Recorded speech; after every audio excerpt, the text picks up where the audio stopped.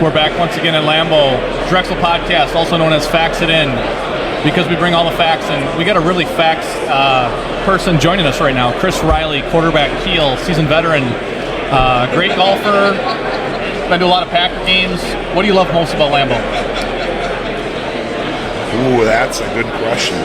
Clearly the atmosphere. It's buzzing in here today. But there's nothing better than game day up at Lambeau. Will you be attending the draft in 25?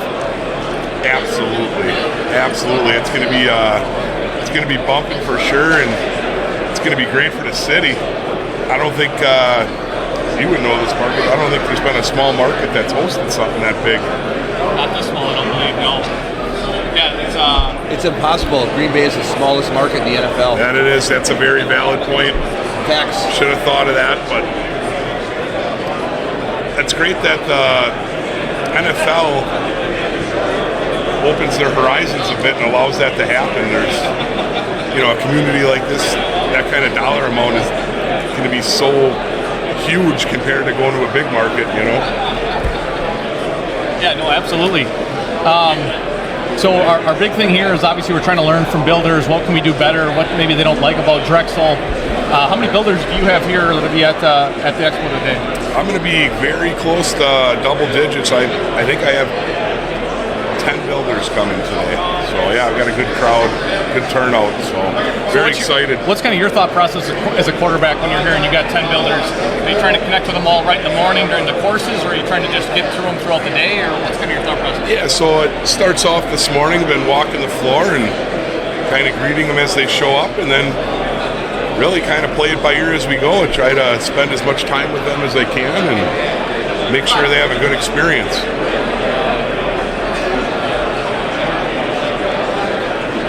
That's great. What's your favorite supper club in the Holy Land area? Well, that's got to be Schwartz's for sure. It's a good plug. So I got to tell a quick story here. So I was out at Schwartz's almost a year ago with my wife and a friend who I used to work with, who actually currently is now a new Drexel team member. She's a millwork specialist in Columbus. You say names. Yeah, shout out. Shout out. Actually, no, I take that back. It wasn't that time. It was a different time now I'm thinking about it. But I did go out with Jamie Fredrickson to Schwartz's. But we were out with another couple at Schwartz's because my wife bartends there part-time. And saw Reilly there. And, we were just catching up, whatever. He had dinner right before us. He leaves, walks out. We go up to pay the bill, and there's no bill. Chris Reilly picked up the tab for myself, my wife, and the couple we were with. So that's just the guy that Chris Reilly is. You got to take care of your own. Hospitality, Chris. Pay it forward.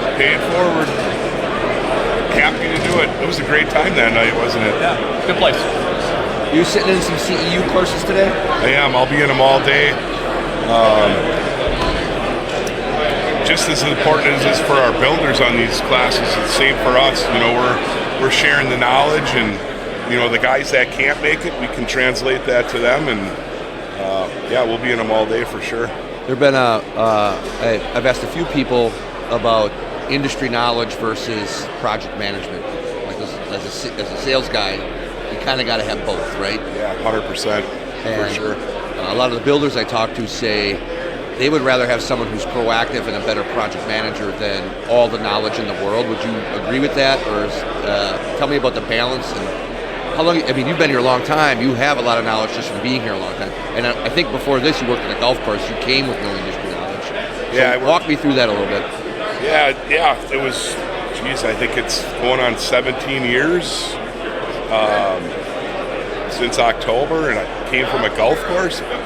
I didn't know a dimension of a 2x4. Fleischman in my interview was, what's the dimension of a 2x4? Well, that's easy, it's 2x4. It was wrong. So I have definitely been from the ground up, and it's been a great experience. I actually, I was a little, I don't want to say different than a lot, but I got to go from the ground up as far as I started off as a driver, running pickup trucks to getting my CDL, running the boom truck, which was a great experience. I don't know if I didn't do that, I don't know if I'd be here now. If I would have jumped right into sales, I don't know if I would have survived. So it was a great learning experience as far as getting to know our customers. just as important, getting to know products and things like that. I learned a lot out there in the yard, seeing it every day. And then came inside and did a little bit of order entry and exteriors and things like that, and then in sales now. But when it comes to the builders, you're talking about project management. That they're looking for people to make their jobs easier. So that's what we're trying to do, and whatever they need. Every builder's going to be a little different, but you kind of feel them out on what their needs are and try to make that stuff happen. So that's what we do. Great. Did you go to the casino yesterday? I did go to the casino yesterday. Yes, I did. Have a good night? Had a great night. Got to spend some time with our vendors, great people. They do a lot for us, make it happen, and couldn't have been better.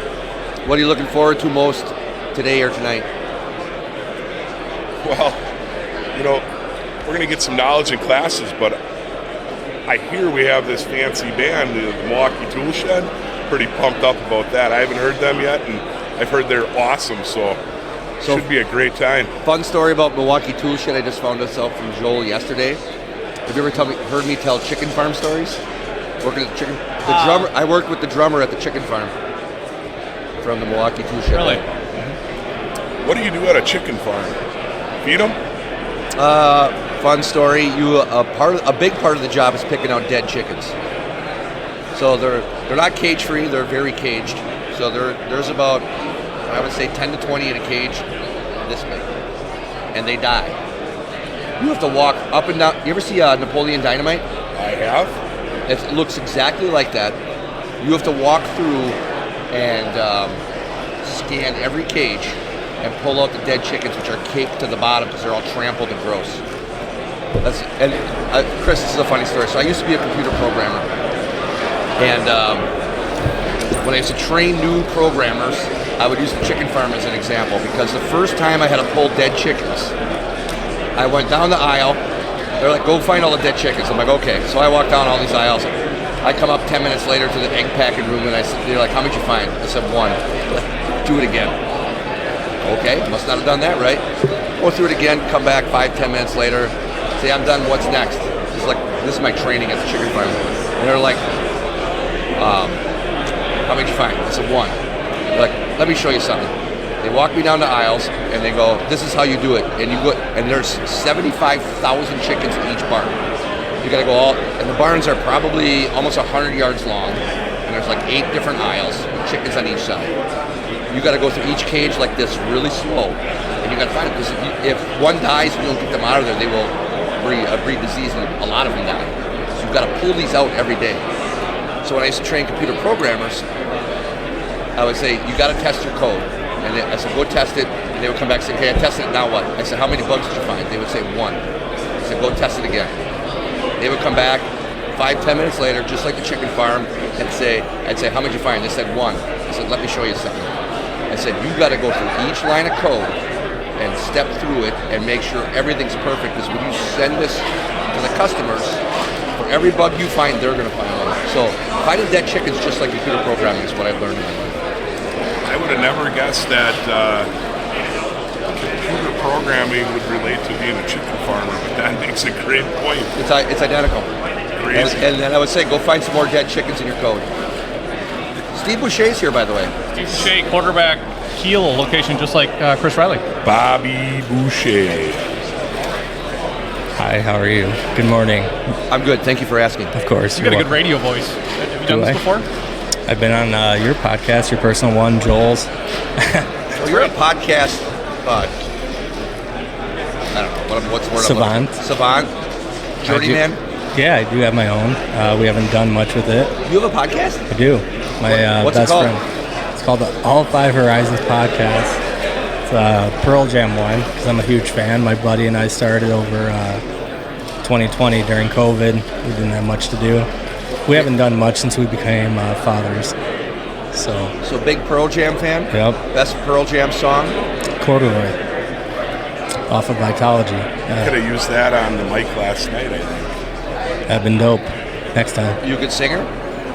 In the shower. The acoustics seem to work a little bit better. Otherwise, no. Did Megan Gassner reach out to see if you can get Eddie Vedder here for Expo or no? No, that was your responsibility. You into the whole 90s grunge thing?